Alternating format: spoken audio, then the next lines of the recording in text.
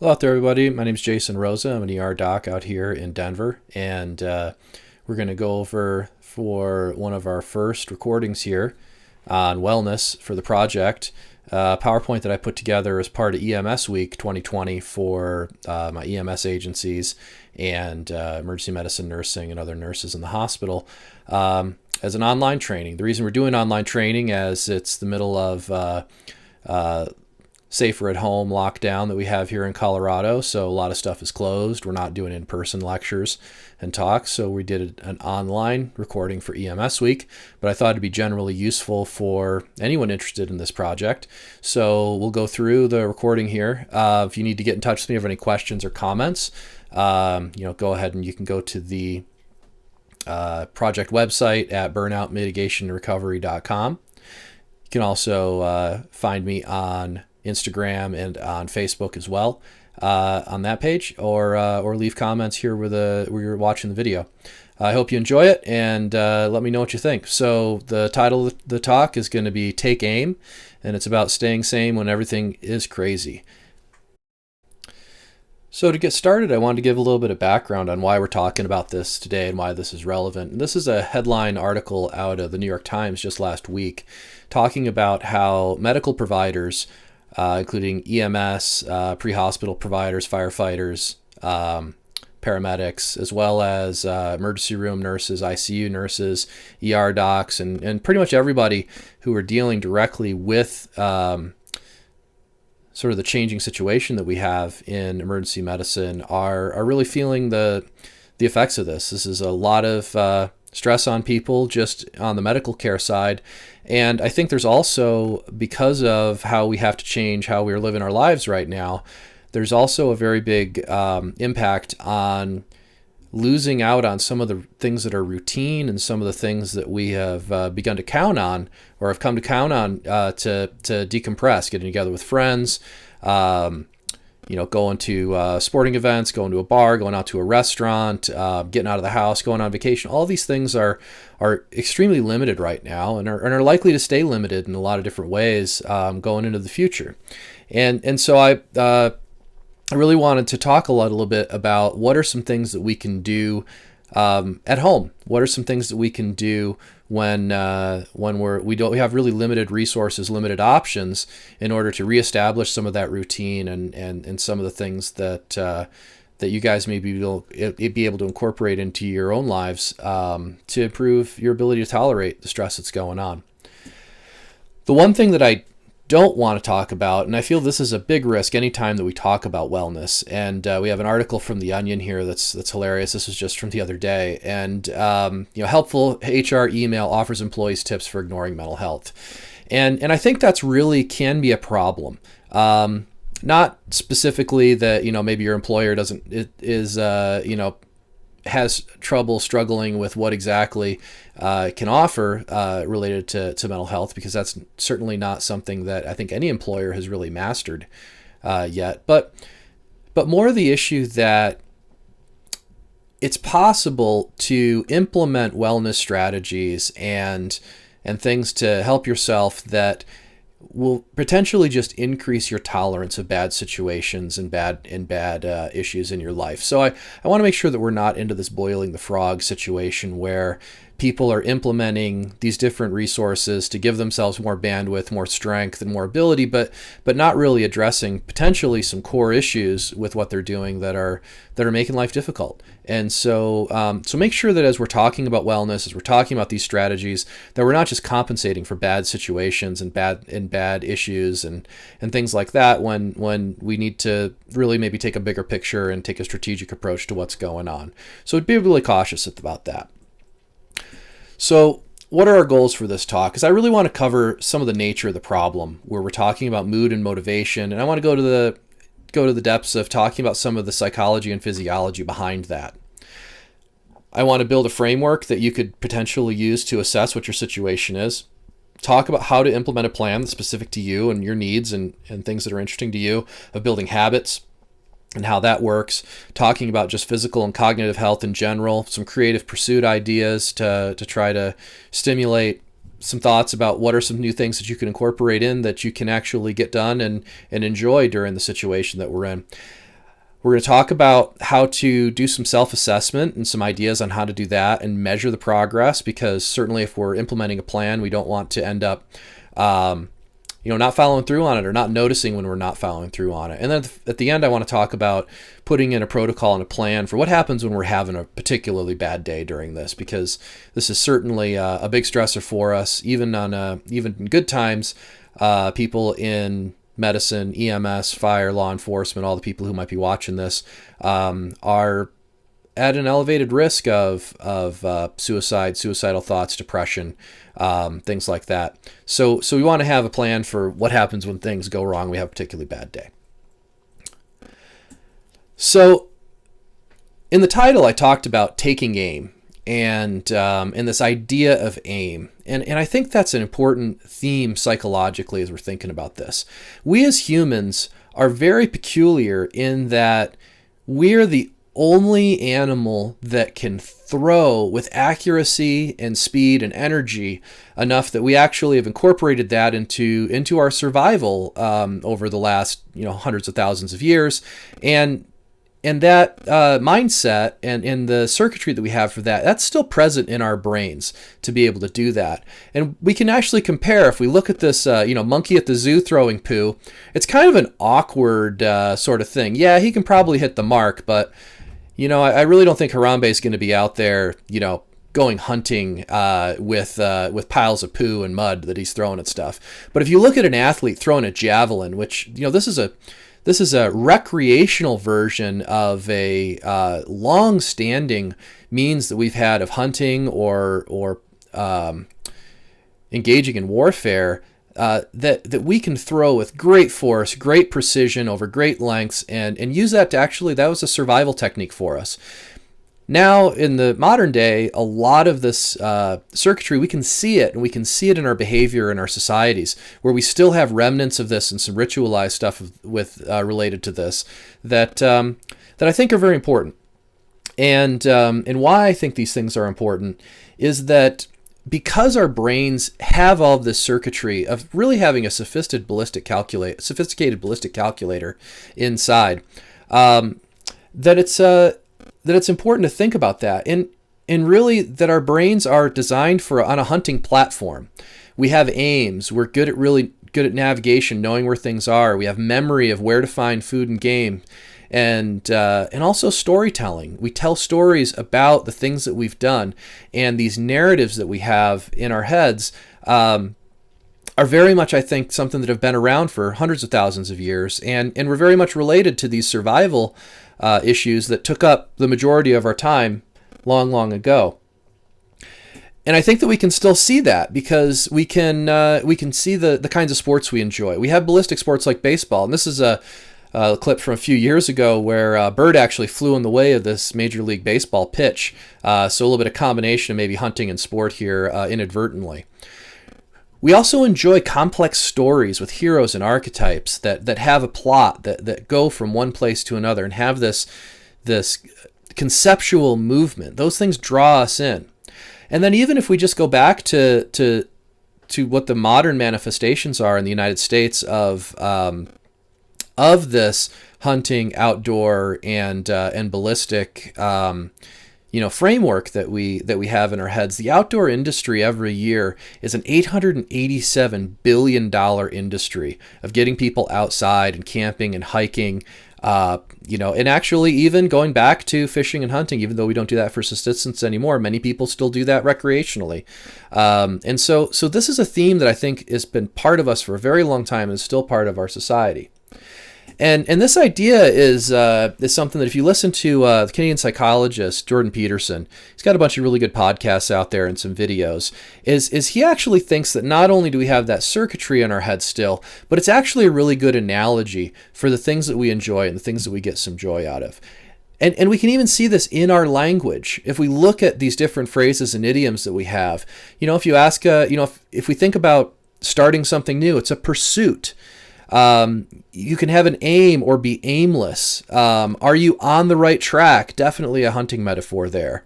Hey, can we run this to ground? Running to ground, that's basically another hunting metaphor. It's a hit. It's a long shot. Set your sights on. All these kind of ballistic phrases have just become part of our language and have really lost that, but they certainly have a root in that. And it gets down to the issue of having a point to something, having a reason to something, and meaning. We even use hunting metaphors and ballistic metaphors for that we're aiming for something. And if we miss it, we miss the point. Or if we're off on a track, we're hitting beside the point. Or if we have something that's just completely meaningless, it's pointless. So all these things are very much related to this concept that our brains are processing the world through a ballistic format and a hunting format.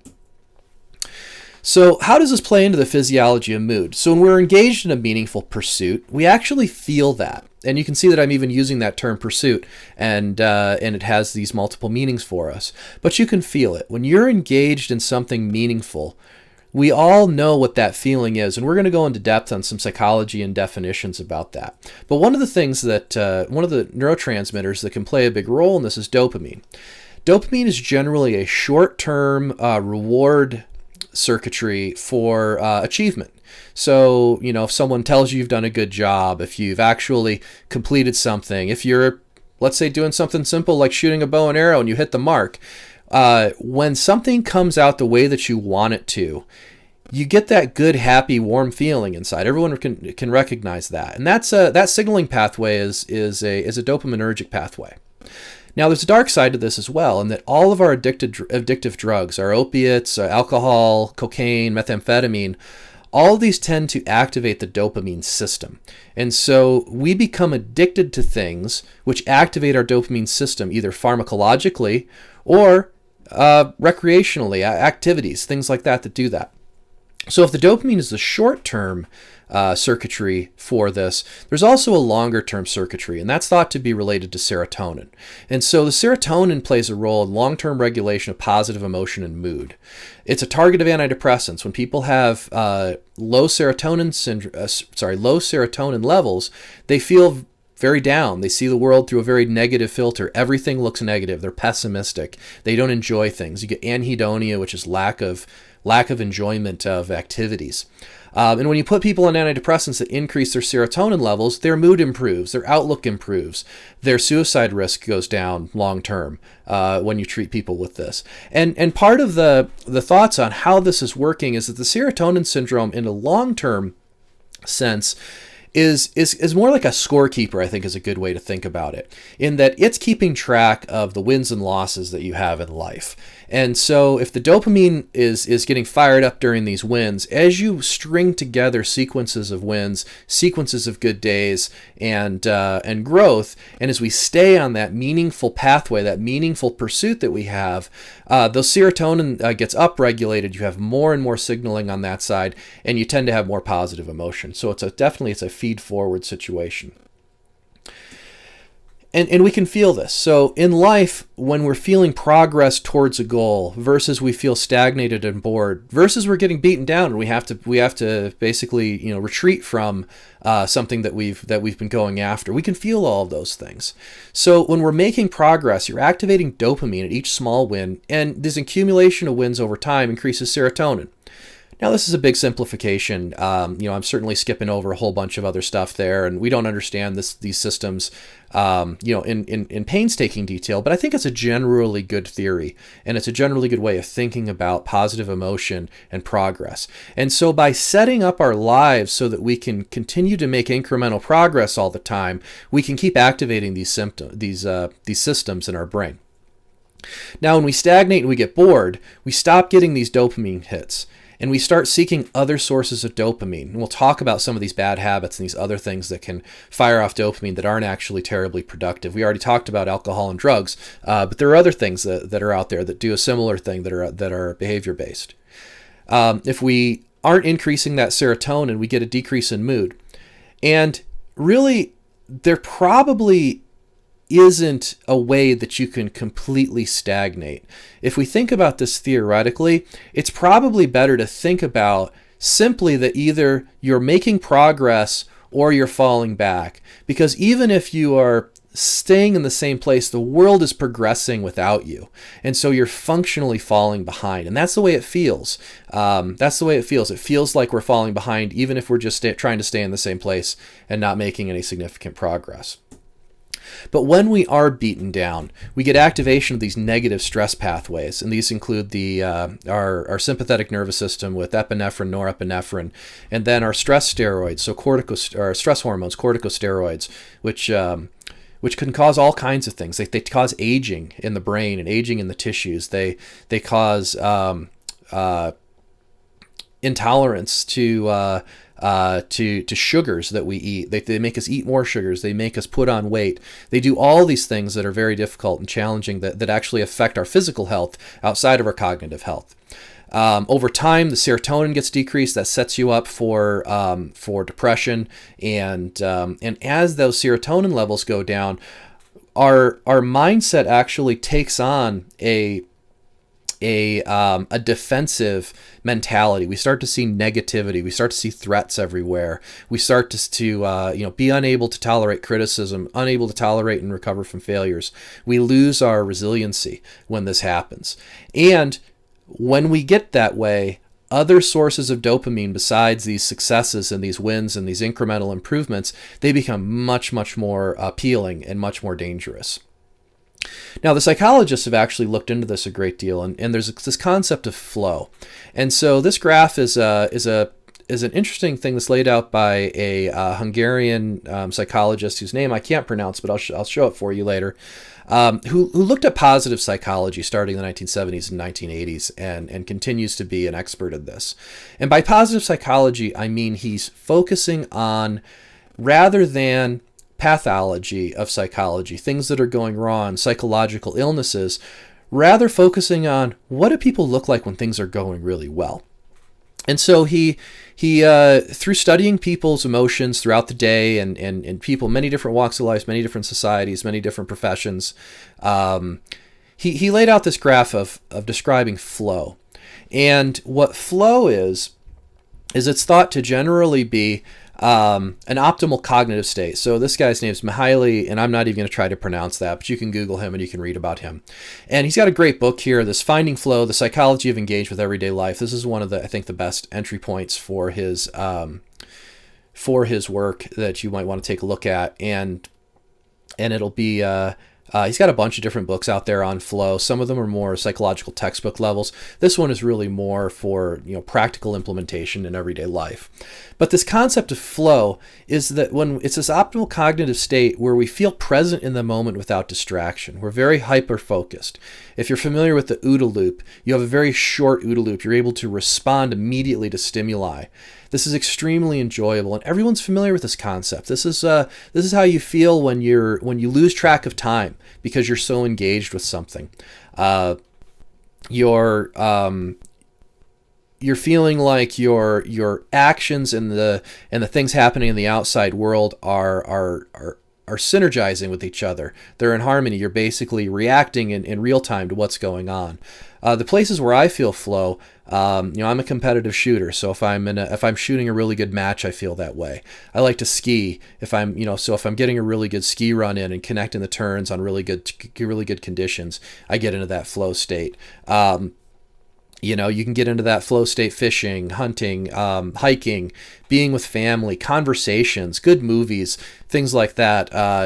All those things can get you into this flow state. And again, this is a universal thing. It's very particular to people in that individuals will have different activities that get them into and out of flow. But everyone's familiar with the general concept, and that's basically a human trait that's universal across the world. So if we look back at this graph, if we imagine ourselves in a situation, any particular situation, there's going to be some level of challenge from the outside world, and then we're going to have some level of skill for dealing with that challenge. And we can see that, for example, if we're in a very unchallenging situation, and that situation has a very that we're not very skilled at, we're in a situation we don't have a lot of resources or ideas of what to do, we can feel very apathetic. Or if we do have some skill, but we're really not being challenged, we can feel bored. as the challenge and stress level goes up and our skills aren't improving, we can end up in this sector over on the left side of worry. And I think that those three sections, and actually even adding in anxiety, I think that whole left side of the graph from anxiety, worry, apathy, and boredom are a really good definition of how I think a lot of people are feeling in the middle of this coronavirus outbreak. We may be either having no challenge because there's nothing to do except we perceive there's nothing to do anyway, except surf the internet, watch TV on Netflix, sit around the house, can't get out and do anything, and so we're not challenging ourselves. We don't really have a good strategy for getting out of that, and we can be very apathetic. As we start engaging more and more with what's going on, we may actually reading the news, reading some of the reports of this, we may end up being challenged beyond what our skill level is to handle it, and end up being worried or very anxious. So that's those sides of the graph are the undesirable, the negative sides of it. But if we think of situations where we increase our skill level of dealing with it, and we're feeling comfortable, we may be able to be at home and actually be able to relax and have positive things and productive things to do that aren't incredibly challenging but are relaxing and recharging. If we continue that, though, and don't increase our level of challenge, what's going to happen is we're going to get bored with those things. So we always have to be able to increase our challenge level. And we're going to talk about some ways to do that later on in the slides. Now, as we start getting around to this upper right-hand corner of the graph where we get into this concept of flow, flow is generally the feeling that we have when we are being challenged and our skill level is matched to that well. So that we're in a challenging situation and we're responding to it competently.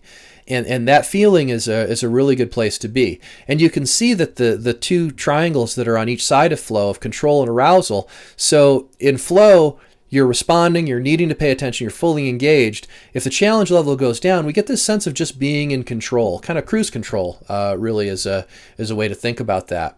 On the other hand, if our skills aren't quite there, but we're very challenged, then we can be in this very aroused state, which can be potentially stressful or it can be exhilarating. It really depends how you're processing that. But as you can see, as we progress further and further to the left on the scale, on the top, that if the challenge level far exceeds our skill, we can end up feeling very anxious and very negative about that. Now, another graph that looks at this kind of breaks this down and simplifies it. And if we look at how we develop, there's this thought that we develop and learn within this flow channel. And we have anxiety on one side of the flow channel and boredom on the other side. So this is taking out a couple of those other subtleties. But the idea is that as we're growing and progressing, as we're moving forward, as we're moving towards a target, moving towards an aim, using those metaphors and idiom that we talked about before, we're moving from the low challenge and low skill area to higher challenges and higher skill, and trying to stay in that flow channel. And sometimes the challenge will exceed our skills, at which point the solution is to become more skillful and move back to that flow channel. So when we're feeling anxious, that's a sign that we need to increase our skill, increase our competence. On the other hand, if we're learning more, we actually may become bored and fall into this, this other negative side of the graph. And if we're feeling bored, then that really means that what we need to increase our challenge. And so increasing challenge and increasing skills need to happen in a connected way. And we'll talk about some different ways to do that as we go forward.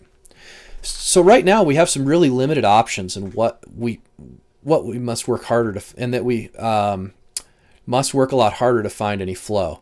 And so some things that are some flow generated activities that we can certainly do in a time where we have limited resources, limited options. So things like reading, reading a good book, reading a good story is one of the things that in this flow research comes out as a human experience and a common activity that does that.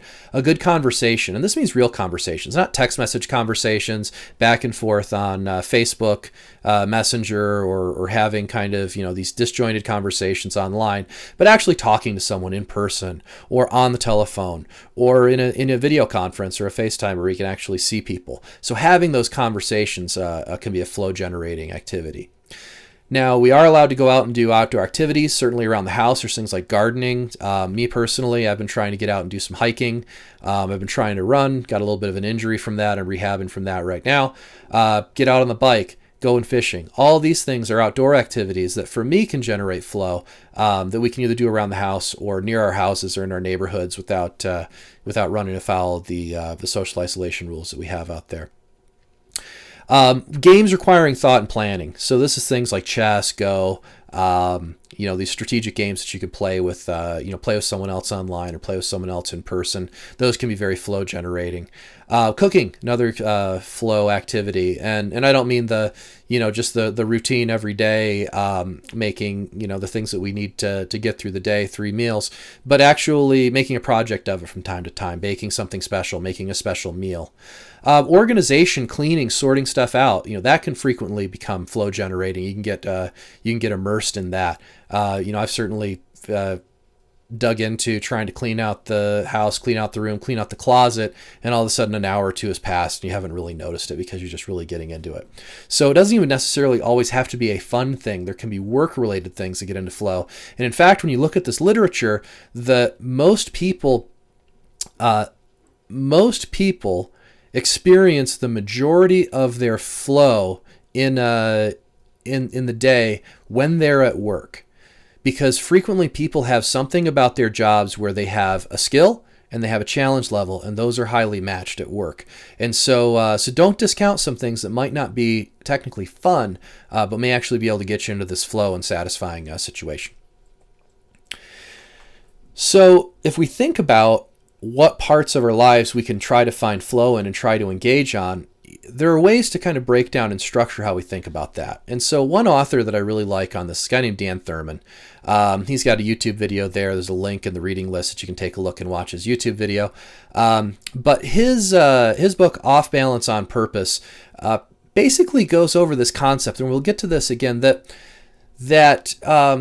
the goal is not, or the end point of all this stuff is not to be in this stable, happy, fixed, balanced place, because that just doesn't really exist. No one actually has every part of their life under complete control and optimized in a good way. And even if they do for a brief period of time, something will happen. The world keeps moving on. The world has more and more complexity. Bad things happen and crop up. The unexpected happens. That this is always a dynamic process. So he talks a lot about that in the work, but he also talks about some really cool stuff where he goes into breaking things down into spheres of life. So he does cover some of these things about how people enjoy intense focus and tasks, which are flow. But he talks about these different spheres and how the goal isn't necessarily to have all of them in perfect harmony all the time, but rather to have really efficient task switching between these different spheres. So when you're at work, are your relationships, is your health, are your interests, are those things all in a good holding pattern that you can focus on the work and you're not getting pulled back into stuff happening at home? When you are dealing with your relationships, are those being contaminated by stuff where you're bringing work home? Is there spiritual stuff in your life where you're missing out on that or you haven't really optimized that? Health-related issues. Are you letting your health go because you're just working so hard, your relationships are so stressed, your home life is so stressed that you just haven't been focusing on that? And then, are you focusing so much on all these work-related or work-like things that we aren't really focusing on the things that are fun? What are our interests? What are our hobbies? What kinds of stuff do we have out there? And he has this really neat model of these spheres. And this guy's he's actually his main area of specialization is he's a circus performer. So he's a juggler. So he uses this juggling metaphor of juggling these five different spheres. And as we're dealing with each one of these spheres, we can see that each one is tied to all of the others. So your work is very much tied to your relationships. It's tied to your spiritual approach and how you, especially in our line of work, where we're working with emergency medicine and EMS, working with very sick people, death, dying, and trauma. What kind of a spiritual resources do we have to try to deal with that? What about our interests? How do we decompress from work? How do we get out and do that? And how do we maintain our health through these very stressful things that we do that increase all those negative hormones we talked about, the epinephrine, norepinephrine, corticosteroids, cortisol, all those things that that can get activated from our hyperstimulation at work that can affect our health. How are we compensating for that? And so again, take a look at that book if you're looking for a good book to read, or check out some of his TED Talk or some of his online discussions, because I think those are a really interesting way to break down your life into different areas so that you can actually identify where is a good place to start if we're gonna start coming up with things that can help us improve our mental state, our cognitive state, our emotional state. What are some things that jump out that really need some work that we can engage on now that we suddenly have an awful lot of free time, most of us? Now, another way of breaking this down is a guy named Jocko Willink. Here's a picture of him hanging out with my daughter. This is when he came to town last year for one of his leadership conferences that he puts on, and he just put out a new book in the last. Couple of weeks. It's called The Code, the Evaluation, the Protocols. And so the cool thing about this book is he actually goes through a structured way to do a self-evaluation. And I know a lot of people, when I say that, when you look at this, are going to immediately have PTSD from all the horrible evaluations you've had to do and be involved with at work that may or may not be well executed and can be very stressful. But this is just about you. This is just about thinking about where you would like to be. What is your level of skill? What level of challenge do you have out there? And how well are you implementing your skills and using your skills to address those challenges and doing that day to day? And it's a pretty short book. I mean, it takes about an hour or two to read it. He's not a very you tell looking at him, he's not a very long-winded guy when he wants to be focused. And so very quick book to go through, and he breaks life down into very similar spheres. This is some similar stuff to what you saw with Dan Thurman stuff. He breaks it down into health with some subcategories: physical fitness, sleep, rest, diet, nutrition, personal development, intellectual fitness. Are you reading? Are you engaging? Are you working on those personal goals and interests? What about work and your professional development? What about character and leadership stuff? Which again is Jocko's wheelhouse, is character and leadership. That's what most of his other books are about. Most of his podcasts are about. Focusing on, how well are you maintaining your relationships with family and coworkers, and then general preparedness and safety. He's a big jiu-jitsu guy, so he's into martial arts, self-defense, things like that. And the way this is set up, so this is a little screenshot of mine for the beginning of the month of May. Here is you go through and on a scale of 1 to 5, and he actually lays out what's a 1, what's a 2, 3, 4, 5, etc. But actually, at the end of the day, sitting down and say, how did I do on physical fitness today? Scale is 0 to 5. You can see on the 4th, as a day I had a shift and didn't get a chance to do really any exercise at all. Gave myself a 0 that day. But going through each one of these at the end of the day, how did I do? How did I engage? And look at that day by day and see how we're doing. And again, the goal here isn't to run 5s all the way down. No one will ever run 5s all the way down for a day. That's an impossible goal.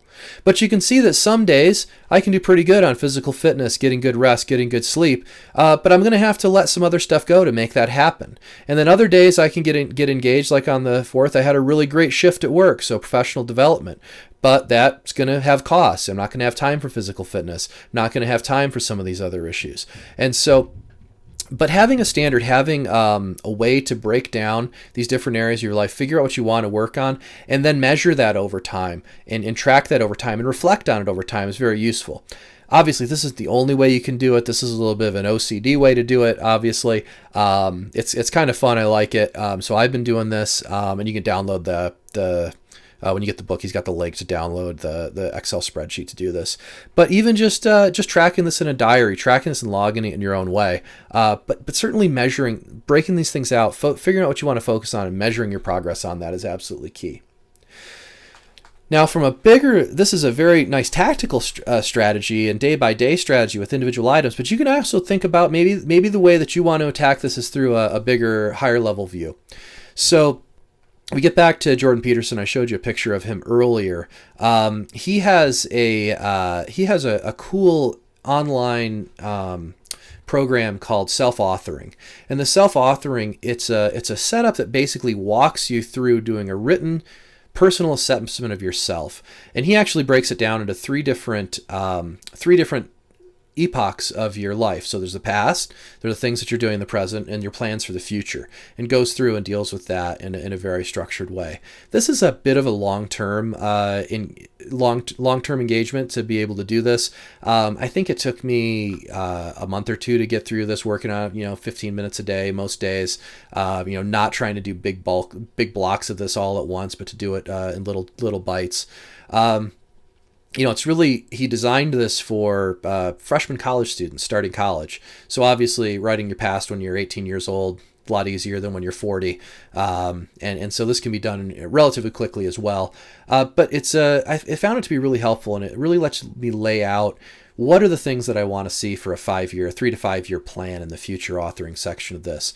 You Google it's the self-authoring suite. You can find that. There's a link in the reading list as well. There's a discount code for it, Willink. If you check the Jordan Peterson's Instagram, Facebook feeds and scroll through there, you'll find that he puts up some discounts stuff. I think there might be like a 50% off discount in place right now as well, but you can dig through that. And then sort of tying things together here, if you are into either Jocko or you find his Jordan Peterson's work interesting, Jocko podcast number 98 is when Jocko actually interviewed him on the podcast for a couple of hours, and they get deep into the weeds on all this stuff. So that's more of a higher level approach. Now, if we think about how we're going to break all these things down and come up with ideas of things that we want to work on, we have to have a strategy for what and how we want to work on. And I think that the building block for all this is habits. And I think that really habits are the way that they're the way that we have made routines to get through our day, to simplify the day so we don't have to think about everything in detail. And so in a lot of ways, we're already a bundle of habits. And the habits are great. They make your life way easier to get through. But they also suck because they can pull you into all these stupid things that we do. And many of these bad habits that we have are tied into that dopamine system that we talked about before. So these are things that aren't helping us, that are short-term enjoyable, but long-term detrimental. They're either wasting time or actively harming us or harming our relationships. But there's something about them that gives us a little bit of a dopamine kick every time we do them. And the dopamine system is very much involved in building these habits. Now, to get an idea of how ingrained these habits are, there's a little trick you can try. So tomorrow morning or tonight when you're going to bed, try brushing your teeth with the wrong hand and feel how clumsy and awkward that is to do it in a different way than is habit. Most of us can brush our teeth without thinking about it. Our minds drift off into other things. It's not like we're sitting there enjoying brushing our teeth. But as soon as you change how you do it and you can't use the habit circuitry, it's almost like you're learning the skill all over again. Same thing. Throw a baseball with your left hand. Do stuff with your non-dominant hand, or do stuff in a way that is not routine for you, and you'll see it suddenly becomes very complicated and very difficult to do because we don't have the benefit of those habit circuits that we have. So, habit theory and practice. This is super easy, right? All you want to do, pick a habit. Whatever habit it is that you want to build, you do it every day, and once it becomes a habit, you're all set. So you'll say, well, that's really easier said than done. So there is a lot of detail in how to pick habits, how to select them, how to implement them, how to keep yourself doing those. There's a whole bunch of books out there on this in the self-help literature. So there's Charles Duhigg's book, The Power of Habit. There's a follow-on to that book by James Clear called Atomic Habits. There's the book The Slight Edge by Jeff Olson, talks a lot about habits. Sean Aker, who talks a lot about positive psychology, has the Happiness Advantage book. All of these have sections on habits in them, so take a look at those books. And by the way, I'm going to give you a quick life hack here. Before you pick up a book that someone suggests and invest in that book and spend a whole bunch of time on it, there's a really cool thing that you can do in that almost all of these authors have a TED Talk, something like a TED Talk, some online presence where for 5 minutes or 10 minutes of your time, you can actually watch these authors talk about the core aspect that they like of their book and see if this is a person who resonates with you. Because I've read a ton of books in this project that I've been working on in wellness for over the last couple of years. A lot of those books, they can be pretty painful if the author's message or the author's way of presenting doesn't resonate with you. And on the other hand, if that message or the way that that's presented or the way that author writes or the voice of that author really does resonate with you, it can make reading the books very, very enjoyable. You get into flow when you're reading the books when they're like that. You lose track of time. It becomes very easy to engage with the book, read the book, and absorb the information.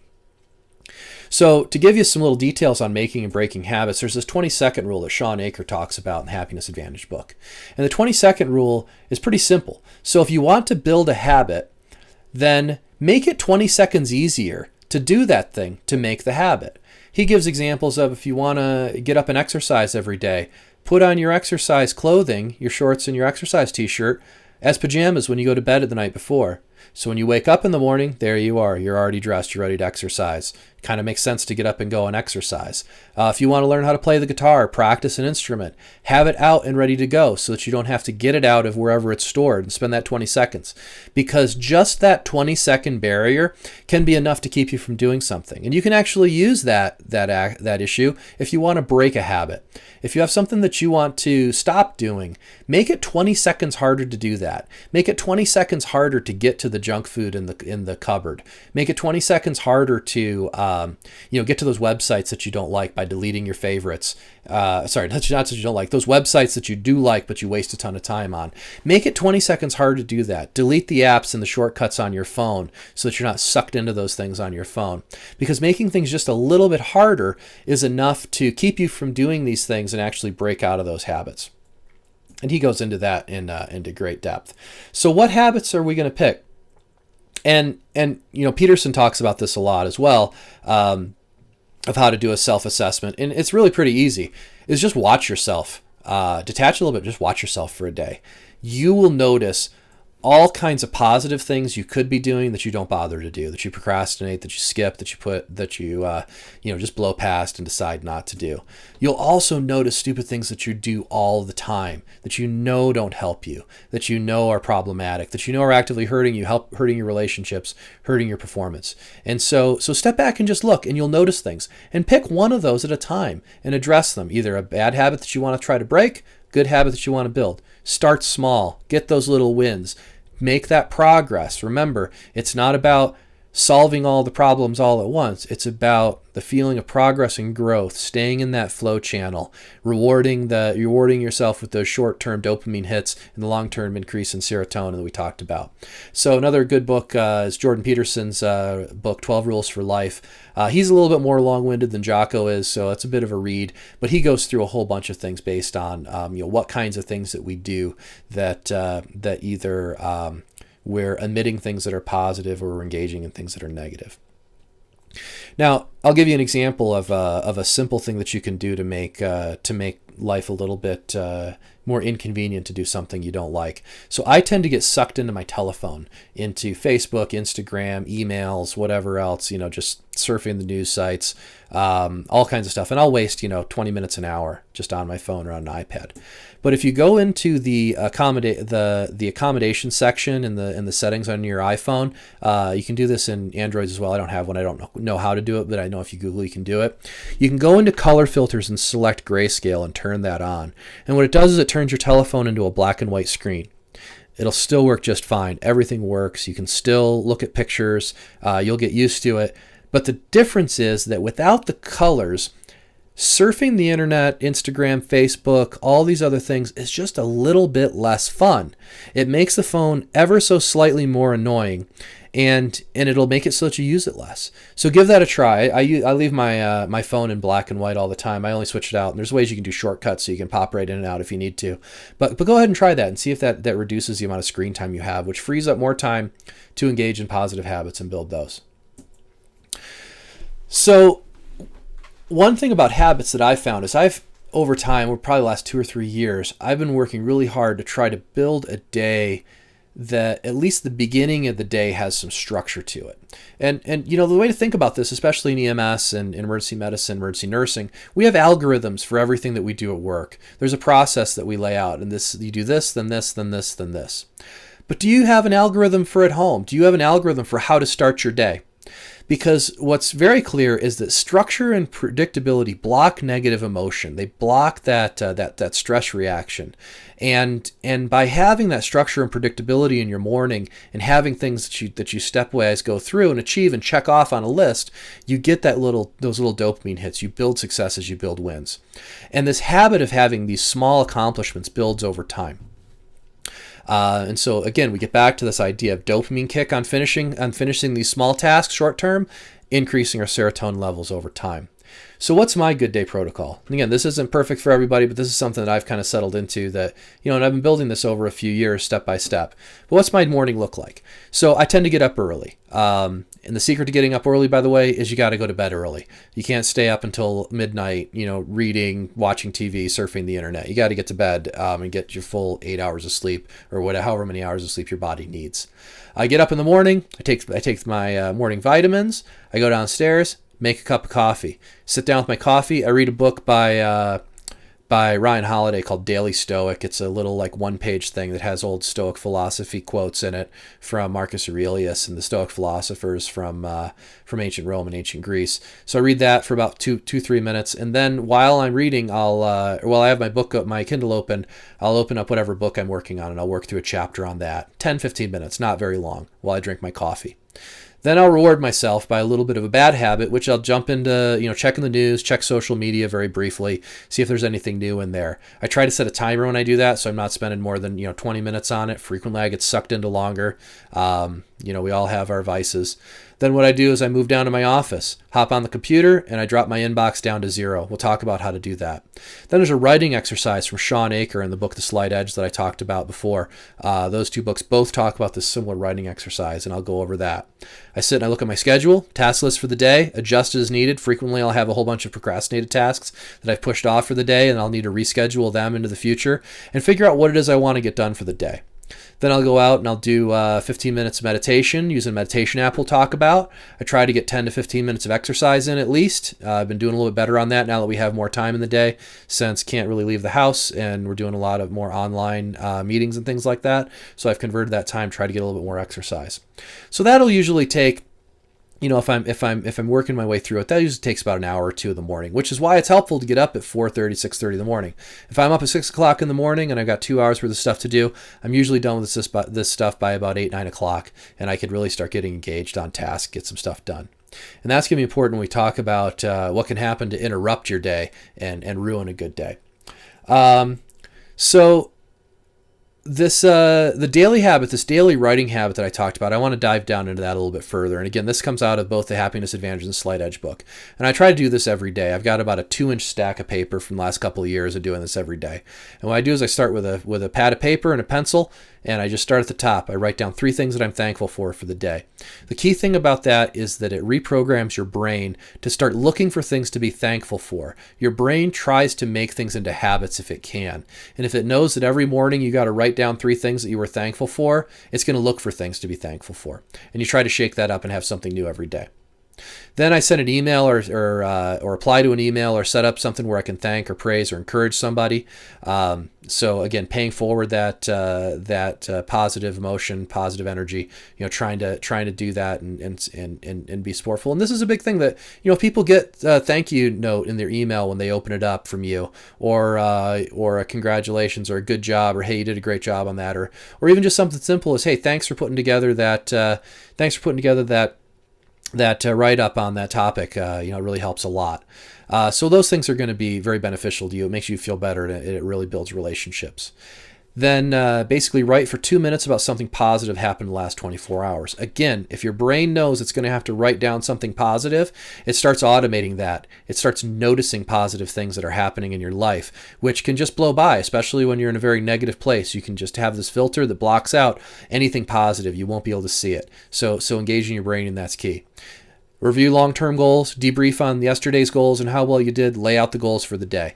And so those things are something, again, takes maybe 5 minutes to do this whole thing. And it really sets up for a structured day, It sets up for engaging the brain on thinking of positive stuff, and then just in general, achieving the task. I click it off on my task list, and it's something that I got done. So take a look at that. They go into this in detail, and Sean Aker specifically goes into some of the studies that they did where they basically implemented this. And having someone do this for 21 days shows a big measurable difference in groups when they basically set people up and do this in research. So there's some good data behind this as well. So what about goals and skills and planning? So if your life's very disorganized, which mine very much was, I've a lot of different projects going on, a couple of different jobs, got 3 kids, got extended family that has issues that need to be engaged with pretty regularly, some complicated hobbies and outside of work activities. So things can get very overwhelming and disorganized. And this is something that I found several years ago was a big problem. And trying to find a way to get those under control, those things under control was helpful. And one of the best books I've seen on that is this Getting Things Done book by David Allen. And one of the things that he has in here, he's got this huge organizational structure, lots and lots of useful things that you can put into place, or even just very small things you can put into place. But one of the big things is keeping my inbox at 0. I think that when I first read this book, I had around 1,500 emails in my inbox. Amongst those, some stuff that's important, procrastinated, forgotten about, that would come back to bite me. But he goes through an algorithm on how to actually go through your inbox. And one of the things he has from that is this 2-minute rule. So if you're handed something, you get something in your inbox, you get a letter, someone calls you up and asks you to do something, texts you to do something. And if you can do it in less than 2 minutes, do it right now. Because it will take longer than 2 minutes to store that thing away, retrieve it later, re-engage with it later on. So if it's something you can do now in 2 minutes, get it done. And this is really key as you go through. I'll show you the algorithm that he uses because he does have a lot of other project planning, long-term stuff, super helpful book, but specifically how to deal with stuff that comes to you in your inbox, in the mail, etc. So identifying what it is it something you can take action on? If it's not, throw it away or file it. If it is, what can you do? If it's a project, again, I'm not going to go into the project planning stuff, but here's what the 2-minute rule is. So if it takes less than 2 minutes, get it done. If not, delegate or defer it, schedule it, put the task down as something you can do later. And you'll find if you go through those 1,500 emails you have in your inbox that probably 80 to 90% of them are garbage. Another 5% of them are things that are referenced that you want to keep, bills, receipts, stuff like that you just store away. A very small percentage are actually actionable. And of those, the majority are 2-minute rule things that you can just crush in 2 minutes. So again, take a look at the book, see what you think, and at least, get yourself organized to the point where you're not getting ambushed by things you've forgotten in your inbox. So that's a good way to organize and structure and monitor and track habits and check them off as you go. What about bad habits? So here are some of my bad habits on the top here. Eating out of boredom. This is a big one for me, man. Controlling my weight's really tough because when I get bored, I snack. I think a lot of you guys do too. The impulse online purchases, get bored, go shopping, see something cool, click on it. Waste of money, waste of resources, something you probably don't end up using as much as you thought you would. Procrastination is a great habit. That I'll do it tomorrow, instead of doing something today. That's really challenging. It's really easy to do if you're unstructured, but having a little bit of a structured task list, you'll still procrastinate, but it forces you to at least address those things. Some other stuff that I think a lot of us get into, these social media pontification death matches, where you just find someone who says something you completely disagree with and pick a fight with someone who you either know or don't even know, complete strangers on social media. And these things can lead into these worse problems. So you get into this self-loathing spiral. We've all had a bad day. We're tired. At the end of the day, everything sucks. You hate everyone and everything. Everything that you look at is negative. Anyone who talks to you or asks you about something, you look at it in the most negative possible light and you're miserable. So you can get into that. You get into things like poor sleep discipline, where you're staying up too late because you just feel like crap, and you're looking for those little dopamine hits. So you get it from watching TV or surfing the internet. Then you're sleeping in the next day, starting the day off without succeeding at stuff early on, getting those early wins. And these can lead to other things that we talked about with drugs and alcohol, giving you other ways to get those dopamine hits. And certainly, these are incredibly destructive to anyone. But in our line of work, drugs and alcohol have a very, very dark rabbit hole that'll pull us down into potentially. We have access to very powerful drugs. We are very prone to alcohol abuse in our fields, and these things are not tolerated professionally. If you get in trouble with these things, you'll very frequently end your career. Stay away from those things. And then obviously the final, terrible habit that you can have is where people get into this habit of suicidal ideation, self-harm, sort of the magnification and long-term amplification of that self-loathing spiral we get into at the end of a bad day. So watching out for those bad habits, those are things that we want to watch for, because we'll just progress from the small bad habits into the big ones if we're not careful. So now I want to spend some time diving into some of the specific things that you can try to implement. These are things that have helped me out a ton. Starting off with some physical health issues.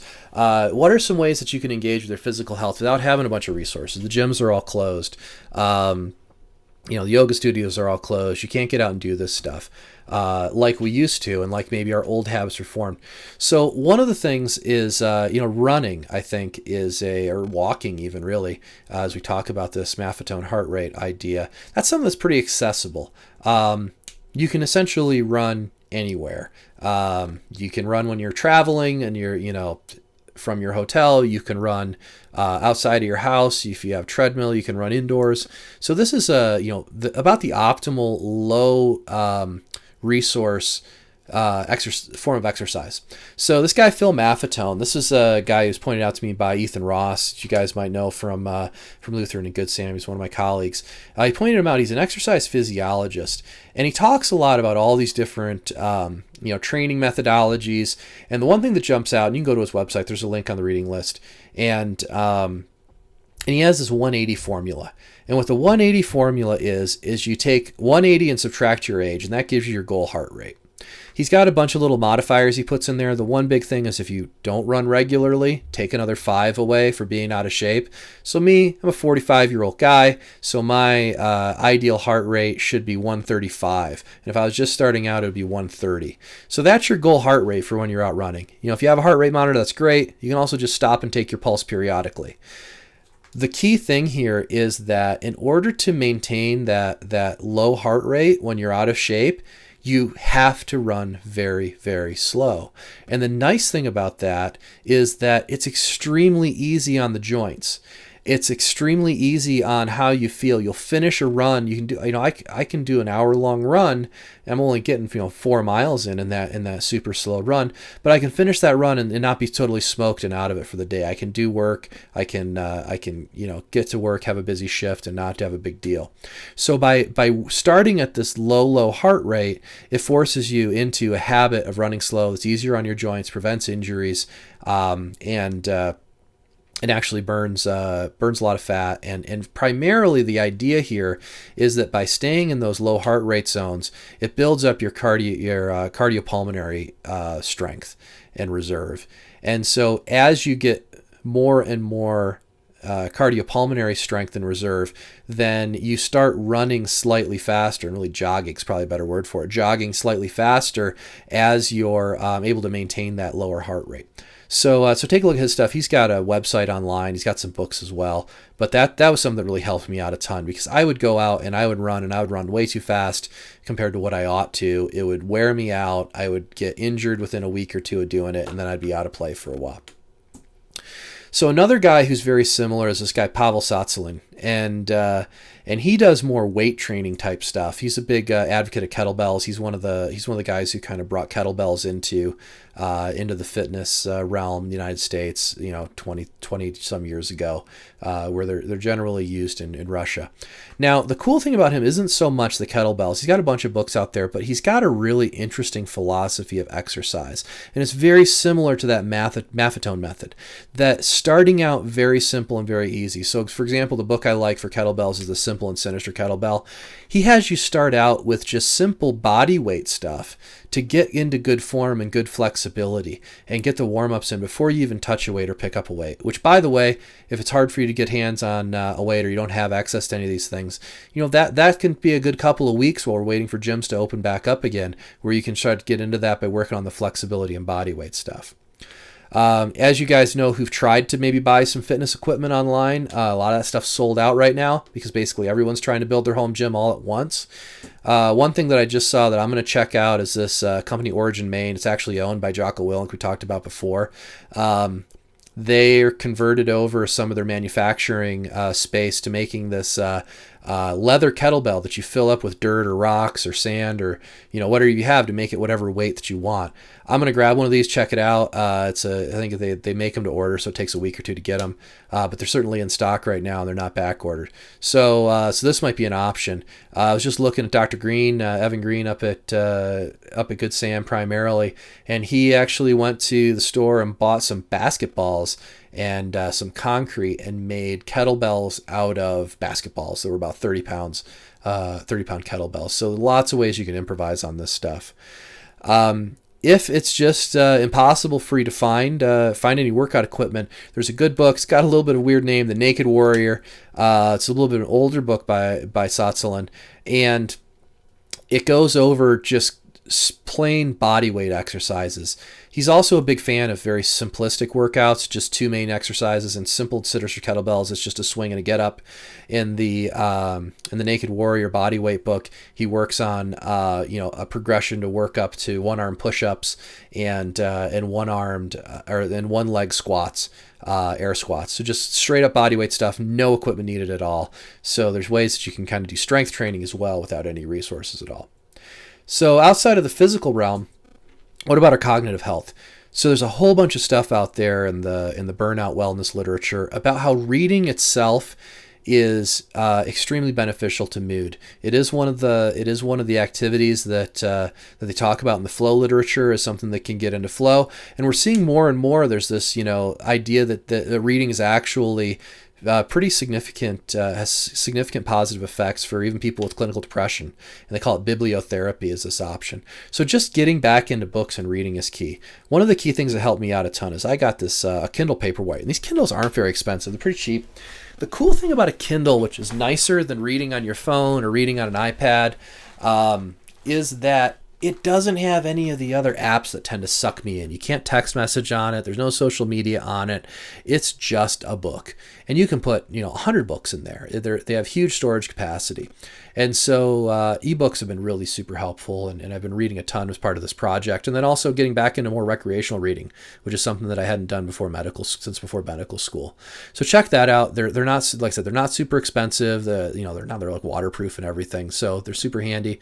Or just plain paper books. I'm a big fan of old school paper books as well. So just the reading itself, and not even necessarily reading wellness stuff, but just reading for recreation. It's a lot better for your dopamine, serotonin levels than some of the other passive activities we can talk about. We talked a little bit about meditation early on. I wanted to get into that, and I think meditation has a really it has a bad reputation, or at least a bad connotation. This is another nice article out of The Onion. Historians discover meditation spread from ancient China by an annoying monk who wouldn't shut up about how it changed his life. We all know people like that. I don't want to be that guy, but I will tell you that there's a pretty good app out there called Headspace. You can do the first 10 sessions for free, and they have kind of an intro session there. There's also a discount for healthcare professionals. They have a link for nurses to fill out for verification. I sent them an email, customer service, about what about EMTs, paramedics. I think you can still use that. I haven't heard back from customer service yet, but if you're interested in doing that, either ping their customer service people about the discount where it's free, or email me or reach out to me, and I'll let you know what I found out about that customer service answer. But basically it's this app, and it has these little 10-minute meditation sessions narrated by a guy named Andy Puddicombe. He has a good TED Talk too, if you want to check him out and see what you think. But there's all different kinds of things. And the thing that I really like about it, one of the sections I like, is over here in the sport section.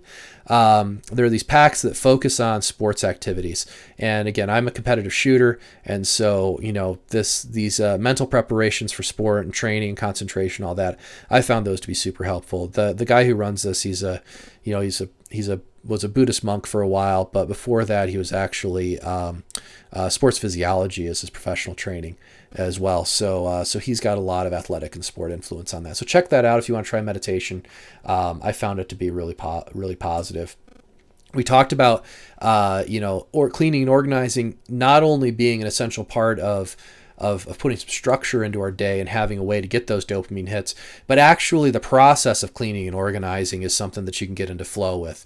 Working through your emails for an hour sounds absolutely painful, but let me tell you, if you have a process for going through that actually works and you're cleaning it out and that number is getting smaller and smaller and smaller, you can definitely get into flow doing that and get engaged and lose track of time and get a kick out of that.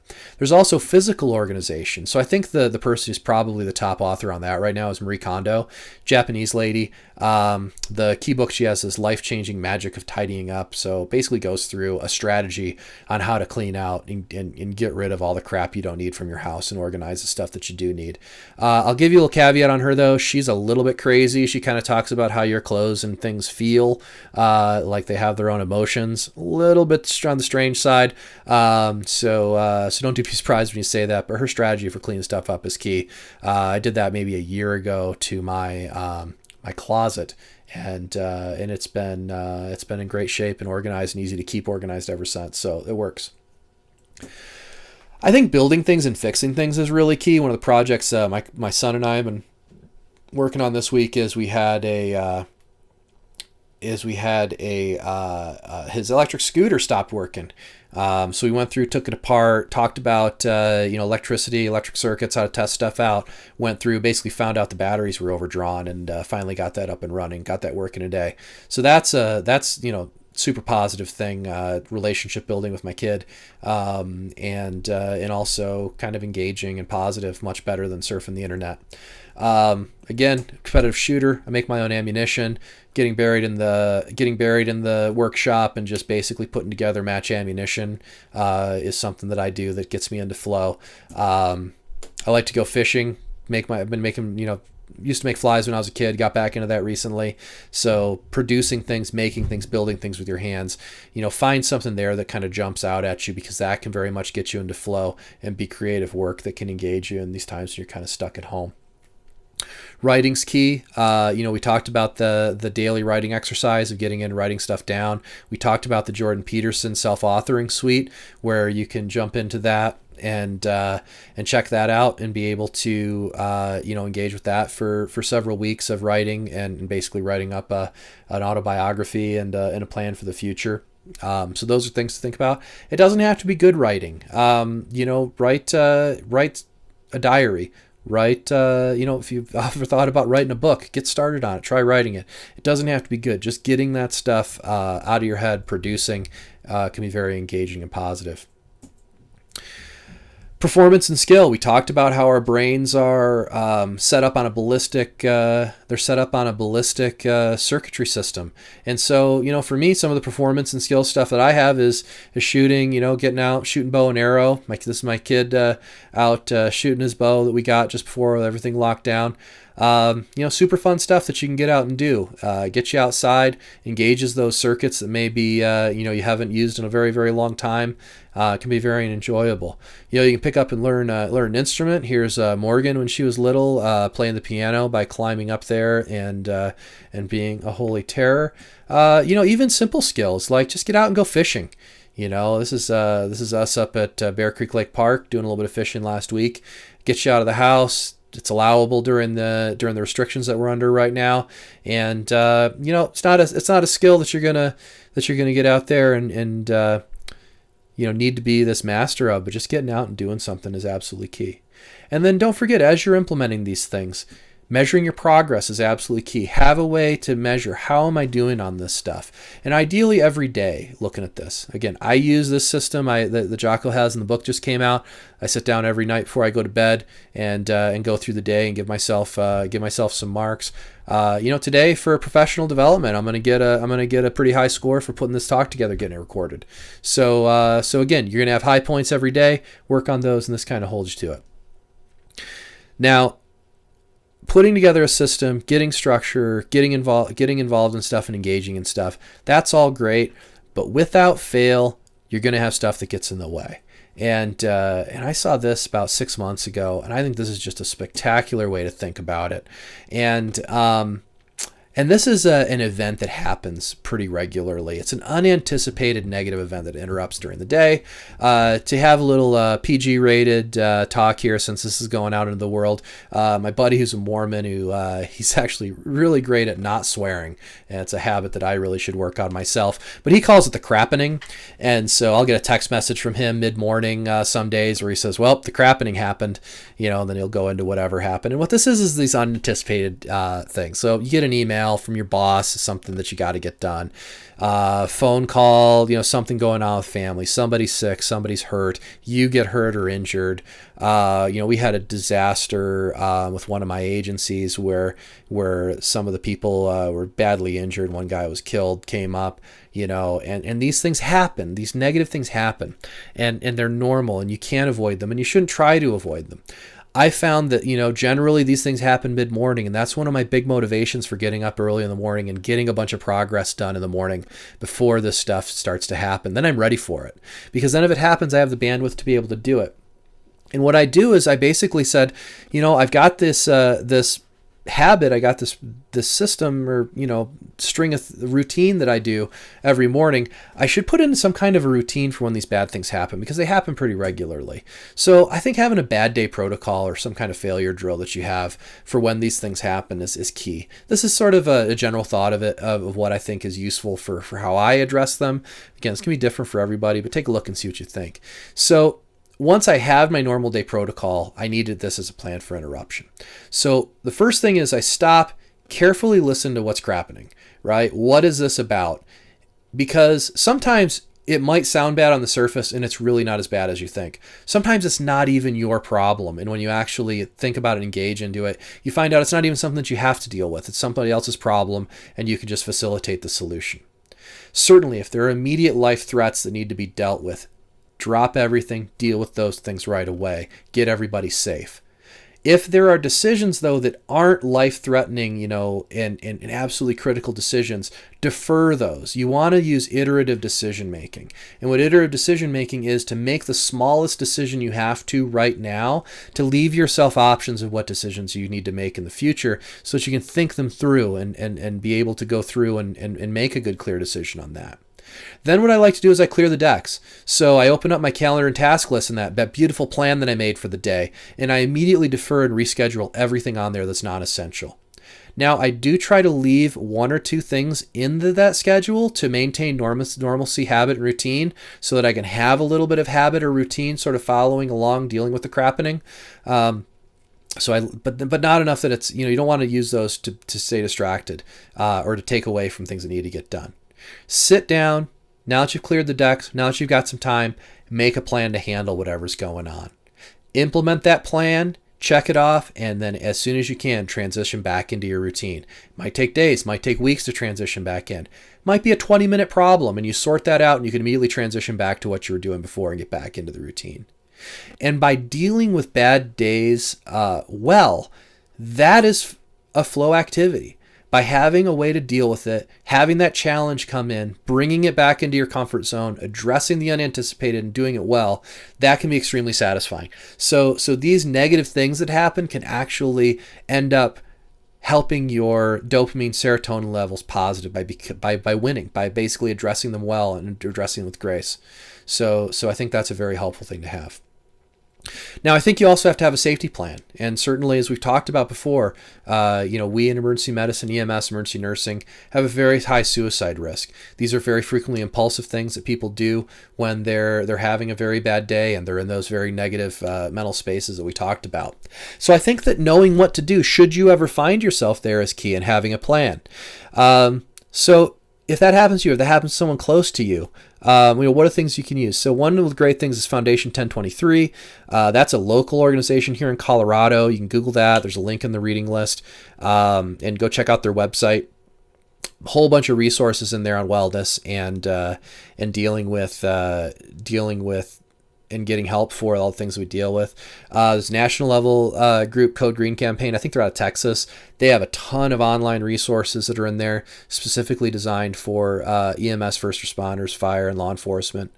I trained down in Arizona, and Arizona Department of Health Services, their EMS section has a really great EMS and first responder wellness website, a bunch of online stuff there. So just Google that. Again, the links in the reading list.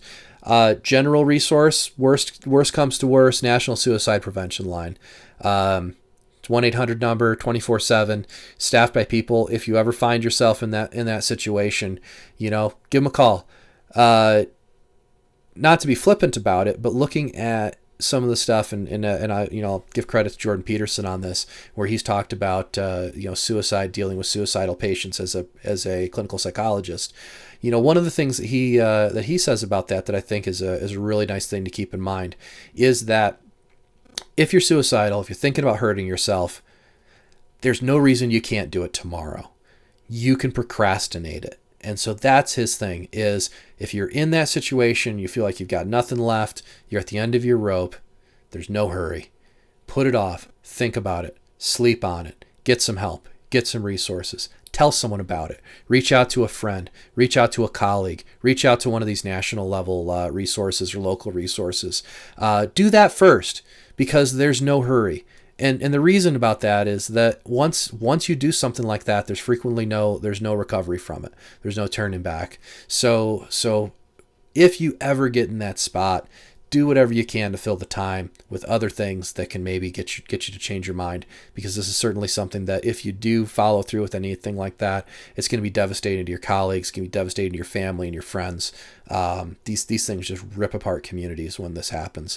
So think about all the things that you can do to try to avoid it. So sorry to finish it on a little bit of a dark note there, but I think that we covered a whole bunch of positive stuff here. We've got, what are things that we can do while stuck at home for our wellness? We talked about the nature of the problem, covered some of the psychology and physiology behind it. We built a framework that you could use to assess your situation, implement a plan, talked about habits, things for physical, cognitive, and creative stuff that we can do. Talked about measuring progress. We thought about our failure plan of bad day protocols and how we deal with all that stuff. So thanks for hanging in there and watching the video online. I know it's a lot more fun to do this stuff in person. We can have some back and forth questions and conversation. Definitely reach out to me online. I've either on social media, email, and or get in touch with me when you see me in the department, and we'll talk about this stuff. I really appreciate you guys taking the time to look through this and making it all the way to the end. Be sure also, if you have any feedback, things that you think I missed in here, things that I can incorporate in future talks, or stuff that you just don't think is correct, or I made some mistakes, let me know so we can keep making this stuff better. Thanks again. Be safe out there, and good luck.